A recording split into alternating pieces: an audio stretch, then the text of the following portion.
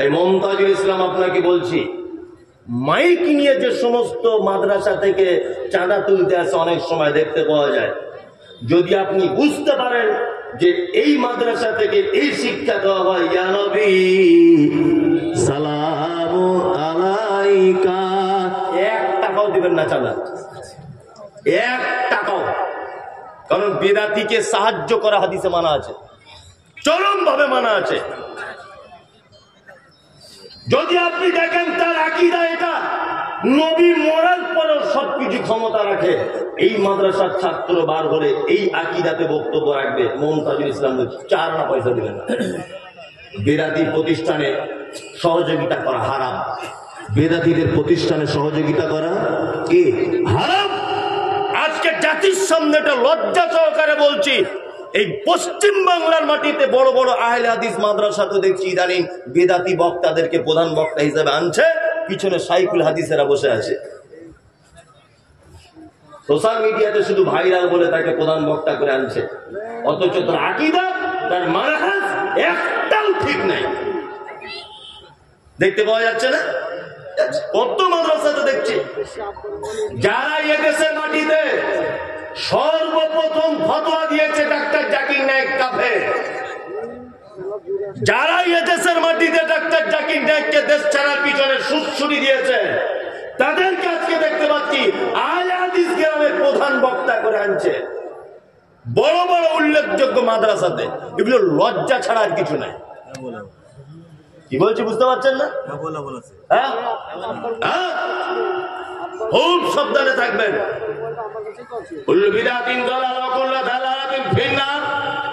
মুহাম্মদ সাল্লাল্লাহু আলাইহি ওয়াসাল্লাম বলেন, ইসলামের প্রতিটা নতুন আবিষ্কৃত কাজ ভ্রষ্টতা, প্রত্যেক ভ্রষ্টতাকারী স্থান মধ্যে নার মানে আগুন। এখন তো সোশ্যাল মিডিয়াতে আমাকে তো সহ্য করতেই পারে না, শুধুই বলে মমতাজুল ইসলামের জন্ম ঠিক নেই, নবীকে বড় ভাই বলে। আমি জীবনে নবীকে বড় ভাই বলেছি?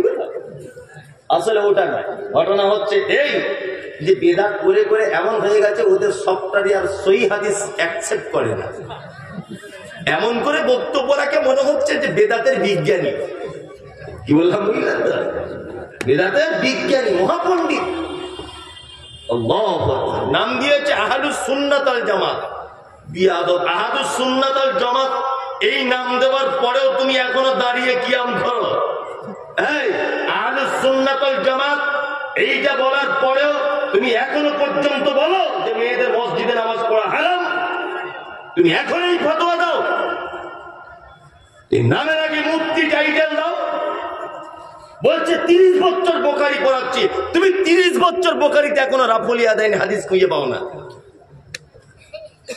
কিছুদিন আগে আপনাদের মুর্শিদাবাদের এক গোপাল ভাঁড় বড় পাগড়ি রেখে বক্তব্য রাখে, বয়স্ক, খুব হুজুর, বড় হুজুর। ও লিস্ট করে বলছে মমতাজুল ইসলাম এর বক্তব্য হারাম, শাহিনুর এর বক্তব্য না যায়, বিরাদার রাহুল একদম হারাম মানে সাংঘাতিক হারাম, আব্দুল রাজ্জাক বিন ইউসুফ বিন কাজ্জাব একেবারে হারাম, মুজাফফর বিন ইউসুফ একেবারে হারাম। তোমার বাপেরটা শোনা যাবে? আর কারো শোনা যাবে না? বিরাদার রাহুল শোনা যাবে না কেন? না ও মাদ্রাসায় পড়েনি। তাই বিরাদার রাহুল মাদ্রাসায় পড়েনি, ঠিক আছে, এ কথা সত্য, আমি মেনেই নিলাম সে মাদ্রাসায় পড়েনি, সে জেনারেল শিক্ষিত একটা ছেলে। তোমার হুজুর এখনো 30 বছর বোখারি পড়িয়ে জোরে আমিন বলার হাদিস পায় না। তোমার হুজুর মুফতি সাহেব 30 বছর বোখারি পড়ানোর পরে পায়ে পা এইভাবে লাগাতে হবে, হাদিস খুঁজে পায় না। তোমার হুজুর 30 বছর বক্তব্য তোমার পরে রাফলিয়া দেয়নি, হাদিস খুঁজে পায় না। হ্যাঁ, তোমার হুজুরের থেকে বিরাদার রাহুলের মর্যাদা অনেক বেশি, কারণ সে জেনারেল শিক্ষিত ছেলে হয়েও সঠিক দিনটা বুঝতে পেরেছে এবং জাতির সামনে প্রকাশ করছে। তোমার থেকে অনেক দাম আছে। আসলে ঘটনা কি, আমি মাঝে সাঝে একটা গল্প বলি, বুঝলেন তো, বললে মানুষ খুব হাসে, কিন্তু হাসি এতো অনেক জ্ঞান আছে। একটা মেথর আর একটা আতরওয়ালা, দুজনে হেঁটে হেঁটে পাশাপাশি যাচ্ছে। আতরওয়ালা আতর ফেরি করে বিক্রি করে মসজিদে মসজিদে, আর মেথর লোকের ঘরে পায়খানা পরিষ্কার করে। দুজনে গল্প করতে করতে যাচ্ছে। তা বলছে, ভাই তোমার আজ কাজ বাজ কেমন হলো? বলছে, আলহামদুলিল্লাহ, দুটো পরিষ্কার করেছি, আজকে 2400 হয়েছে। আতরওয়ালাকে বলছি ভাই তোমার কি হলো? বলছি দুটো জান্নাতুল ফেরদৌস বিক্রি করেছি, 10 টাকা করে, 20 টাকা হয়েছে। গল্প করছে আর কি, তোমার কটা ছেলে মেয়ে এরকম গল্প করছে।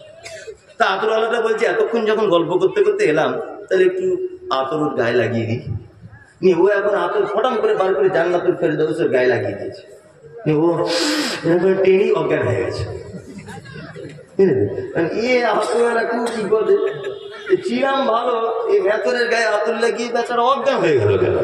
আশ্চর্য ব্যাপার। নিয়ে এখন এই লোক বিপদে পড়ে এখন আমার টোটো ধরে হসপিটালে নিয়ে গেছে। ডাক্তার তো জ্ঞানী মানুষ, ডাক্তার বলছে হয়েছে কি? আতরওয়ালা বলছে ডাক্তারবাবু এই ঘটনা, লোকটা ম্যাথরের কাজ করে, একসঙ্গে গল্প করতে করতে আসছিলাম, আমিও ব্যবসাদার, ও একটা অন্য কাজ করে, ওর হাতে একটু জান্নাতুল ফেরদৌস আতর লাগিয়ে দেওয়ার কারণে অজ্ঞান হয়ে গেছে। ডাক্তার তখন বলছে আরে মশাই আপনি এক বোকা লোক, ও জন্ম থেকে লোকের গু শুনে শুনে আসছে, আর আপনি আপনার আতর দিয়েছেন বলি অজ্ঞান হয়ে গেছে। একে যদি আপনি ভালো যদি করতে চান, পৃথিবীর কোনো মেডিসিনে ভালো হবে না। হসপিটালে ওই যে বাথরুম গুলো থেকে কাঁচা পায়খানা কোনো বাচ্চা ছেলের বা কারোর যদি থাকে, একটু ওর ডাস্টবিন থেকে তুলে এনে নাকে লাগিয়ে দেন, দেখবেন সুস্থ হয়ে যাবে। বললাম বুঝলেন, আতরওয়ালা কাঁচা পায়খানা লাগিয়ে দিয়েছে, রুগী পুরো সুস্থ।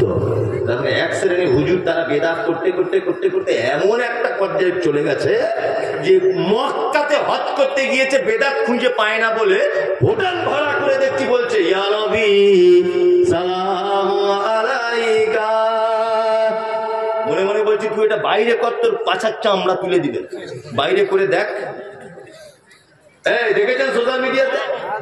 ও হজ করতে গিয়ে ওখানে বেদাত খুঁজে পাচ্ছে না, বেদাত খুঁজে পাচ্ছে না। বেদাত করে করে অভ্যাস তো, বিড়ি সিগারেট খায় যেমন নেশা, তো বেদাতের নেশা আছে। ওইখানে গিয়ে হোটেল ভাড়া করে গিয়ে আমি সালাম আলাইকুম। আল্লাহ তুমি জাতিকে হেফাজত করো। আমি ইয়াকা নাবুদু, ইবাদত কার জন্য? আল্লাহর জন্য। সাহায্য কার কাছে? আল্লাহর কাছে। আল্লাহ ছাড়া কারো কাছে সাহায্য চাওয়া শিরক। বললাম বুঝলেন? শিরক। ইহদিনাস সিরাতাল মুস্তাকিম, আল্লাহ তোমাকে সহজ পথ দেখাও। সিরাতাল লাযিনা আনআমতা আলাইহিম, এগুলো ব্যাখ্যা করতে পারছি না টাইম শর্ট বলে। সিরাতাল লাযিনা আনআমতা আলাইহিম, আল্লাহ তুমি তাদের পথ দেখাও, তুমি যাদের উপরে পুরস্কারিত করেছো। গায়রিল মাগযুবি আলাইহিম ওয়ালাদ-দাল্লিন, আমিন। আল্লাহ ওদের পথ আমাদেরকে দেখো, যাদের উপরে তুমি রেগে আছো, যাদের উপরে তুমি অখুশি, যারা গুমরাহির পথে আছে, আল্লাহ তুমি তাদের পথ থেকে আমাদেরকে রেহাই করো। তারপরে সবাই কি বলি? আমিন বলি না? আমি এই আয়াতগুলোর ব্যাখ্যা করে বলতে পারলাম না, সময়ের খুব অভাব। তারপরে একটা সিগন্যাল দিয়ে রেখেছে অলরেডি, সেই দিকে মাথায় রাখতে হবে। চট করে আপনাদেরকে আমি আর একটা মাত্র কথা বলে দিয়ে বক্তব্য শেষ করে দেবো। এটা বিষয়বস্তুর বাইরে। আচ্ছা বলুন তো, পৃথিবীতে জান্নাত যাওয়া যায় কোন মানুষের সেবা যত্ন করে? এই মানুষ দুটির নাম কি? মার বাপ, তাই না? মার বাপ। এদের সেবা যত্ন করলে